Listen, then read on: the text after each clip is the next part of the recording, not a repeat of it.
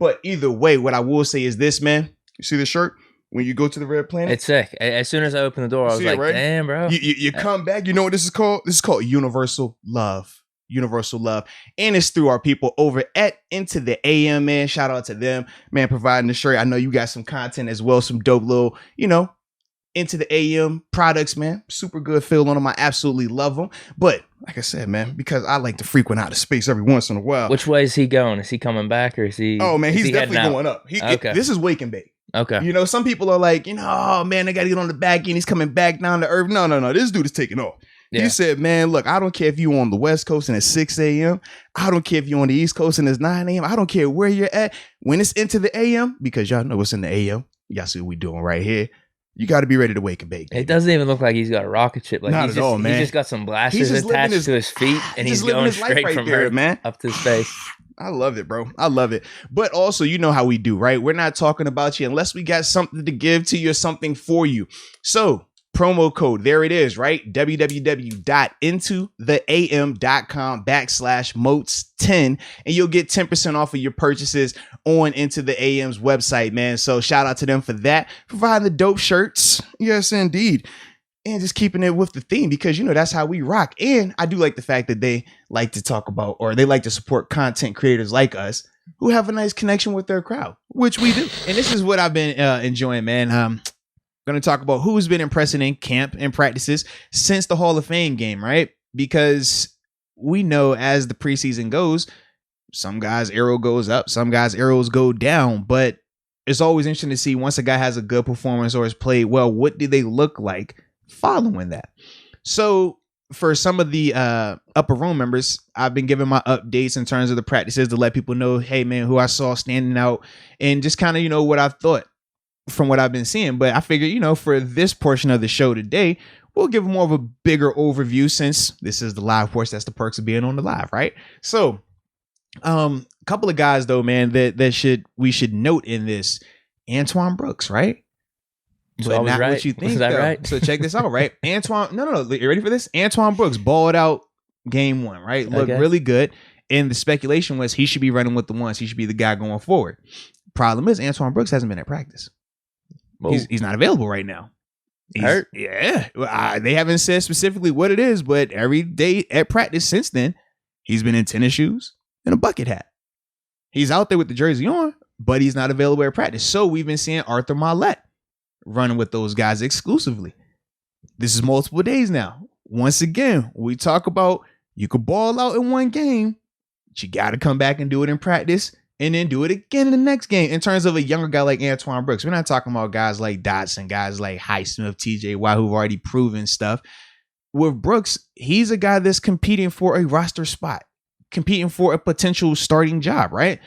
You got to be available at practice. So he was the first one that I've been noticing. I was a little bit disappointed about that. I hope that changes today and definitely tomorrow as it gets closer because he needs to get back out there. He has a legitimate shot to be the starting nickel, but you cannot be the starting nickel if you're not practicing, baby. So he was the first one I wanted to bring up. The second one, Devin Bush. Devin Bush has been available. And he has been looking impressive. Now, I know the video came up with Najee Harris catching the bomb. And the reason why I say this is I'm cool with that because they don't show the reps where Devin Bush locked up Najee. They never show that. I think he got safety help on that one too, maybe. Nah. They didn't need any help. Yeah, that's my thing. Like I'm saying in a game. On the bomb? Nah. I think. Heck nah. You don't think Minka's down there maybe helping him out? Why Minka gonna help out D. Bush? You draft D. Bush for D. Bush to be D. Bush. That would have been a cover 2 play, I think. We just would have had some help on that. Bro, if that's Robert Spillane out there, all right, sure. Give him a little help. But it's Devin Bush. Okay. That is the expectations for Bush. Yeah. Because if that's not the case, well, how does that change our defense than what it would have been if that's Vince and John Bostic, Vince and Mark Barron, right? You were having to use that help then. Devin Bush is past that. Take the training wheels off. You got to be a big boy. You got to ride that bike. But outside of that one play, he has been super impressive, especially in coverage. Great. He's been competing big time with Pat. Now, Pat still is Pat. Pat, every day that Pat is out there at practice, he's going to catch a pass, and you're going to just be like, yo, he's different. He's different. And it doesn't matter who's guarding him. But I love Devin Bush's demeanor. I love the speed that he's playing with.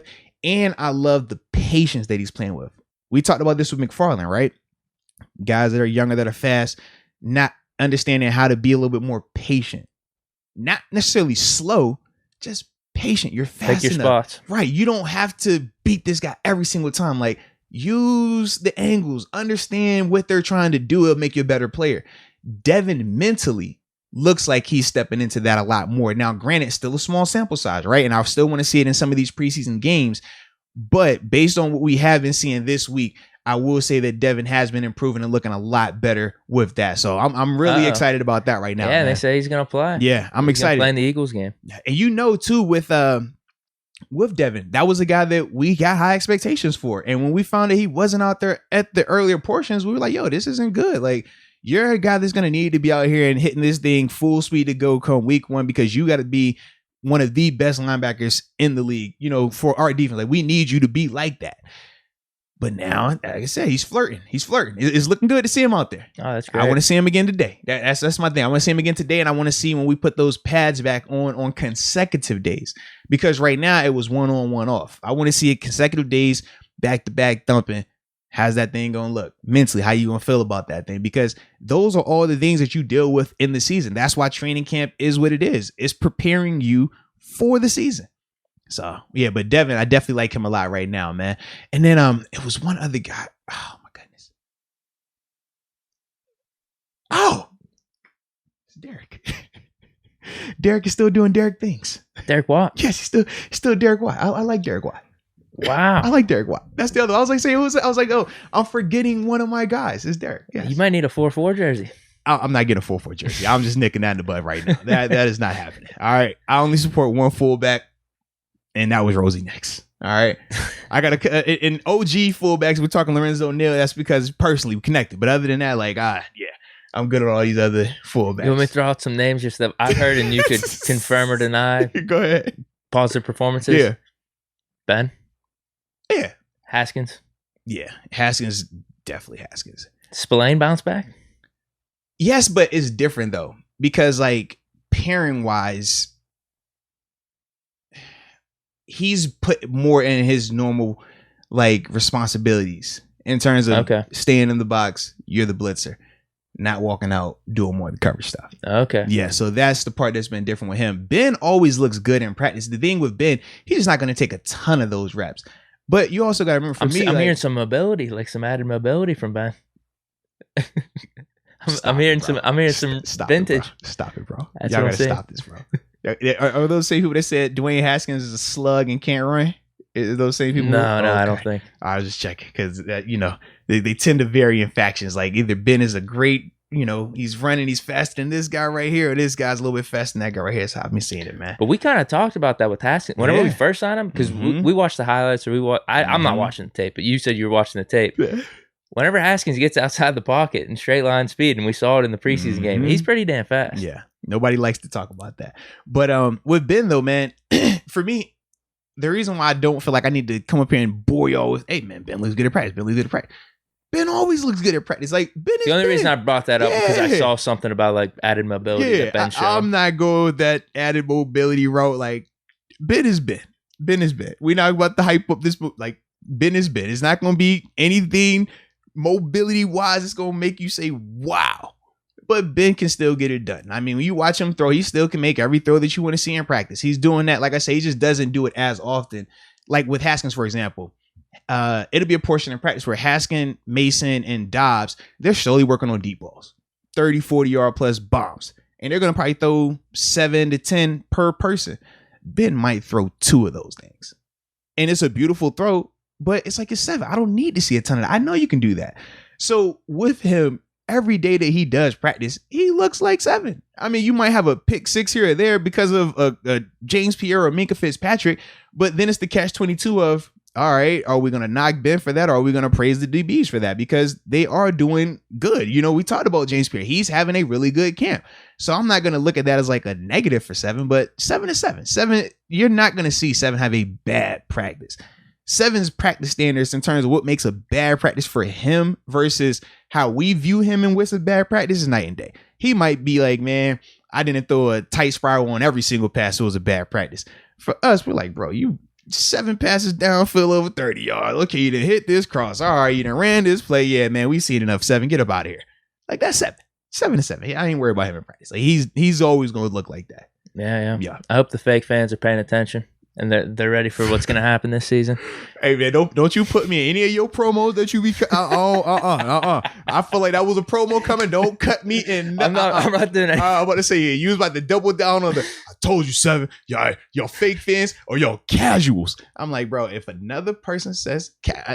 Yeah, we've already talked about that. That's the whole, if I don't agree with what you said, I'm just going to call you a casual. Oh, it's the best. If I don't agree with what you said, I'm just going to say, you don't know what you're talking about. That's all you got to do. Yeah, I'm like, Brad, like, yeah, whatever. All right. I like the fake fans better than casual. Like, jeez. The fake fans moniker might be my thing this season. I always laugh though because I'm like, that's just like the PG-13 way of name calling now. If a person, like typically back in the day, you're like, oh, you don't agree with my team, you're a dummy. You know what I mean? Whereas now, oh no, you can't insult people. Well, you're just a casual then. Same concept, same thing. Like, oh, okay, we're just going to sugarcoat it a little bit more. All right, I have a response for that, but I don't want to get kicked off of YouTube, so I'm going to keep it to myself. But yeah, man. James Pierre, still staying good? Yeah, James still good. Yeah. Justin Lane, though, I will say this. Justin Lane, I've liked what I've seen from him a little bit as well. Whoa. Yeah. Bounce back. Yeah, it wouldn't, and just his demeanor though, in terms of, remember when I talked about guys coming out a little bit earlier, putting in the extra work. I have been seeing Justin Lane work on that. I know specifically watching him yesterday warm up, working on his press and his hand placement with that, because that's something that James Pierre excels in. And we put his film session up as well yesterday. It was like late last night, man. But shout out to people that have tuned in to see that, man. But with James typically is, a high clip of he's going to get hands on receivers in those first 2 to 3 steps to ultimately disrupt the time and reroute them and keep him in good position.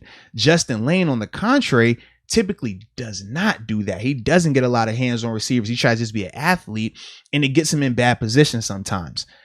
Seeing him working the stab, seeing him working his footwork to stay square with these guys, especially in those first couple of yards, I was liking that. And it was good to see him actually take that onto the practice field. But now what I said, remember yesterday, it wasn't a full padded practice. So the tempo was a little bit different. It'll be different out here today because they should be in full pads to see if he's going to still be able to take those things that he was working on yesterday. And now when the intensity is cranked up, now when the speed is a little bit faster, can you still do those same things? And that's what I'm interested with him right now, man. Okay. Yeah. I maybe got 1 or 2 names. Okay. Mark Gilbert. I did not watch him like that. Okay. I wasn't, but I did like what I saw from him in the game, though. Yeah. I liked him in the game, but I did not watch him like that yesterday, though. Presley Harvin. Well, the thing yesterday, man, it was Barry kicking. Just him. From what I saw, it was just Barry kicking. Now, maybe they might have did Harvin a later time, but from what I saw, it was more so just Barry. But I thought that Barry didn't do enough in that session, so that was kind of how I looked at it. I remember saying to myself, like, all right, I guess today is Barry's day then, because Barry was booming a ton down this way, from down that way.